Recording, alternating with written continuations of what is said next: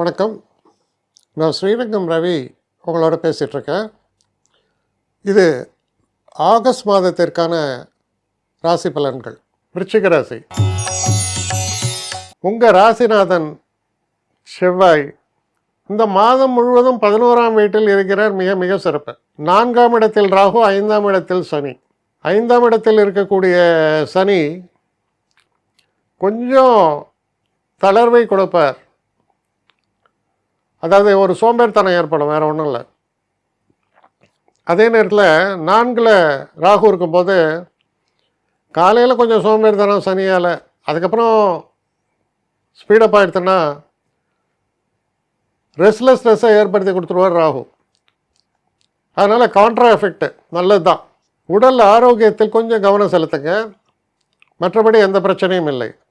மைண்டில் டென்ஷன் தேவையில்லாமல் சில பேருக்கு வரும். டென்ஷன்னு சொல்கிறத விட டிப்ரெஷன் இருக்கிறவங்க கஷ்டப்படுவாங்க. அதனால் பாசிட்டிவ் தாட்ஸோடு இருக்க வேண்டியது அவசியம். ஏன்னா 5ல் இருக்கக்கூடிய சனியால் அதை சொல்ல வேண்டியதாக இருக்குது. அதே நேரத்தில் 8ஆம் இடத்தில் குருவும் சுக்கிரனும் சேர்ந்திருந்தால் தனவரவுக்கு பஞ்சமில்லை, ஆயுள் விருத்தி உண்டு. வெளிநாட்டு பயணங்களும் வெளிநாட்டிலிருந்து நல்ல செய்திகளும் வந்து சேரும். ஒரே ஒரு விஷயம், அந்த 8லேருந்து 9க்கு வரார். சுக்கிரனும் புதனும் 9ஆம் வீட்டில் இருக்காங்க. அப்போது வெளிநாட்டு பயணங்கள் பிளான் பண்ணினீங்கன்னா அது ரொம்ப சௌக்கியமாக நடக்கும். அதோடு மட்டும் இல்லாமல் வெளிநாட்டிலேருந்து நல்ல செய்திகள் வந்து சேரும். குழந்தைகளால் சந்தோஷங்கள் ஏற்படும். அவங்க பர்ஃபார்மன்ஸ் நல்லாயிருக்கும்.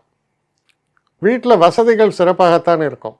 11ஆம் வீடு, 10ஆம் வீட்டில் பார்த்திங்கன்னா சூரியனும் கேதுவும் இருக்காங்க. நீங்கள் எந்த இடத்துல வேலை பார்த்தாலும் சரி, உங்கள் திறமை வெளிப்படும், பளிச்சிடும். உங்களுக்கான மரியாதை கூடும். அரசாங்க உத்தியோகத்தில் இருப்பவர்களுக்கு குறிப்பாக ரொம்ப சிறப்பான ஒரு காலமாக அமையும். ஸோ இதெல்லாம் வச்சு பார்க்கும்போது பெரிய பிரச்சனைன்னு இல்லை. ஆனால் 1000 இருந்தும் வசதிகள் இருந்தும் நோ பீஸ் ஆஃப் மைண்டுமாங்க. அந்த மாதிரி சில பேர் எப்போ பார்த்தாலும் திங்க் பண்ணிகிட்டே இருக்கீங்க. நான் என்ன சொல்கிறேன்னா, பாசிட்டிவ் திங்ஸ் எடுங்க, நெகட்டிவ் தான் ஓரம் தள்ளுங்க. அதாவது ஒரு சொல்லுவாங்க, ஒரு வெள்ளை பேப்பரில் கருப்பு டாட் வச்சா கருப்பு டாட் மானம். அவ்வளோ பெரிய வெள்ளை பேப்பர் இருக்கடா, தெரியலையா தெரியல. அந்த கதையிலேருந்து வெளியில் வாங்க, வெள்ளை பேப்பரை பார்க்க ஆரம்பிங்க. நிறைய பிளெஸ்ஸிங்ஸ் ஆர் தேர்.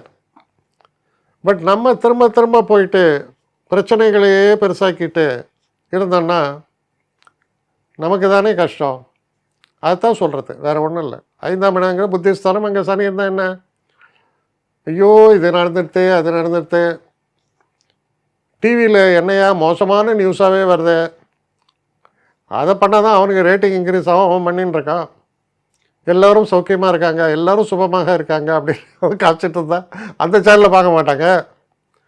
ஸோ இதெல்லாம் தான் நம்மளுடைய நிலையை சீர்திருத்தி கொள்ள வேண்டிய ஒரு விஷயம்.